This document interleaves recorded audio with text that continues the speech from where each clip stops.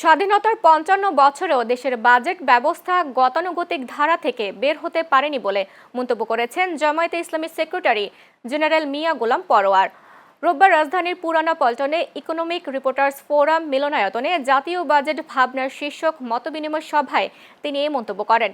মিয়া গোলাম পরোয়ার বলেন, আয়ের ক্ষেত্রে পক্ষপাতমূলক নীতি এবং ব্যয়ের ক্ষেত্রে বিলাসী মানসিকতার প্রভাব দীর্ঘদিন ধরে জাতীয় বাজেটে প্রতিফলিত হচ্ছে। এ সময় তিনি জনকেন্দ্রিক ও বাস্তবমুখী বাজেট প্রণয়নে সরকারকে গুরুত্ব দেওয়ার আহ্বান জানান। সবাই বিভিন্ন গণমাধ্যমের অর্থনৈতিক বিটের সাংবাদিকরাও আসন্ন বাজেট নিয়ে নিজেদের মতামত ও পর্যবেক্ষণ তুলে ধরেন। ইতিহাস বলছে যে আমাদের বাংলাদেশ স্বাধীনতার পরে প্রায় ৫৫ বছরের বাজেটের বড় সমস্যা হলো এর একটা গতানুগতিক